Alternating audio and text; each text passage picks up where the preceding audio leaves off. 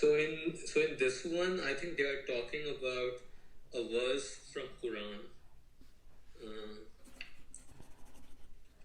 I think they are talking The about the Holy height of Quran. The Holy Quran. Go ahead. Holy Quran. Well, I Is just, a, yeah. yeah. Go So ahead. it says, Allah is the light of the heavens and earth.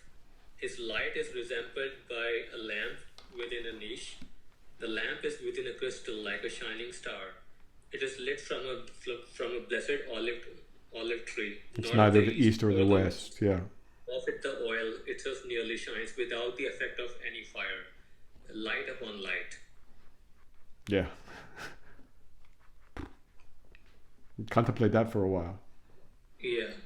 like for a lifetime, Okay. and then some. Okay. Okay. That's like distilled knowledge with a capital K. More than that, it's not. That's why it's called the Holy Quran, right? I mean, Mm-hmm. my God, just contemplate that. You'll learn what I mean. Okay. Okay. Or maybe it's difficult because it's not your cultural background, and maybe you should not necessarily focus on that. But if you're drawn to it, why not? Truth is Mm-hmm. truth. Mm-hmm. And that passage is yeah. Okay. Or the story of the Quran, how it came about. That's interesting too, Mm-hmm. right? Got it. This world is a teach. This world is here to teach. That's what it does. That's what it's, and we're here to learn. I mean, Mm-hmm. as I get to be an old man, it becomes even more clear to me that that's why we're here, and that's what it's about. Clearly, because when you understand when you have some sense of its nature, Mm-hmm. right, and what the human is in relationship to that, then it becomes to me just apparent, Mm-hmm. very apparent. What else are we here for? Mm-hmm. So I don't want to preach. I'm not a preacher. I'm here to try and pass on information. But Mm-hmm. that's what I see. Mm-hmm. Cool. I have the next question I have is around bhakti. So that basically some time ago you mentioned to me that I should explore bhakti as well. I don't know about bhakti, but I probably did say you should. It's like bhakti yoga, right? Yeah, It's the path yeah, of devotion or something. yeah. Path of devotion. Yeah, Yeah, yeah. Why yeah. not?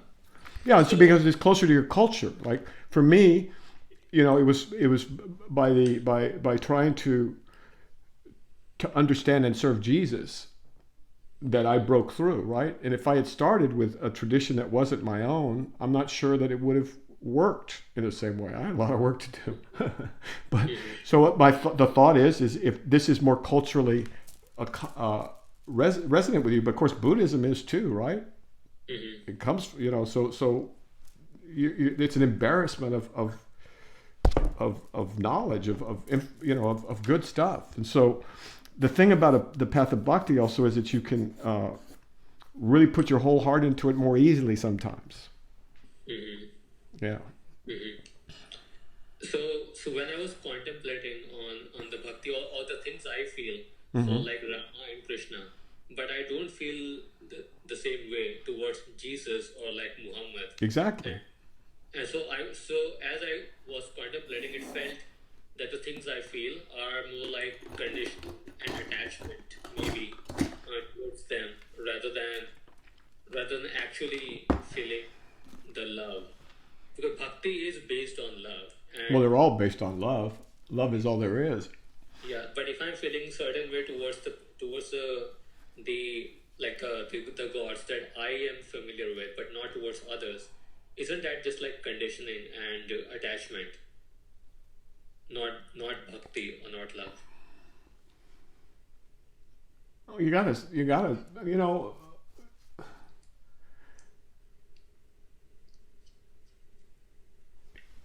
in your current state, you have to be somewhere, right? Mm-hmm. You can't. It's not. You don't have a choice of like dropping all your conditioning at once, nor would you necessarily want to at this stage, right? Mm-hmm. I mean, speaking the language is conditioning, you could say, right? Mm-hmm. The fact that you have studied coding or science or physics or math or whatever, that's conditioning. So Mm-hmm. no, don't get obsessed about it. Obsession is a not a friend in this. Okay. Dedication, yes. Sincerity, yes. Perseverance, yes. Energy, yes. But obsession, over things that are not important, right? Just, Okay. So, and part of it is what feels natural, and part of it's what doesn't feel natural. Okay. So It's a process, right? And I'm not in charge of it. Sorry, what? I'm not in charge of the process. Reality is in charge of the process. Atman, right, is in charge of the process. Yeah. So bhakti may be perfect. So I asked this because in the Sufi books, they kind of clearly say that if I am like worshipping God because of the emotional attachment or emotional stimulation that I have, then it's not gonna work.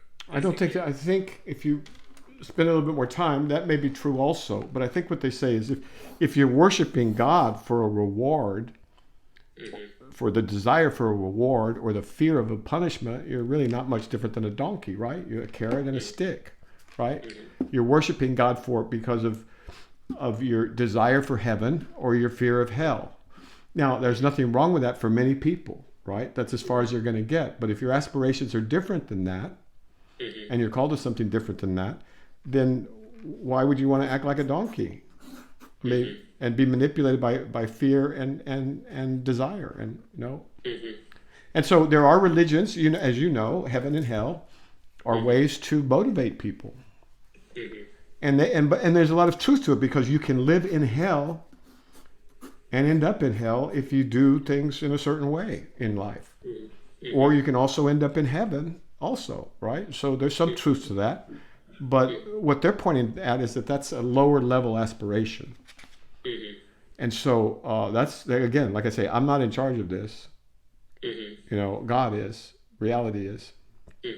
And so they simply make the observation that, this is how you train animals.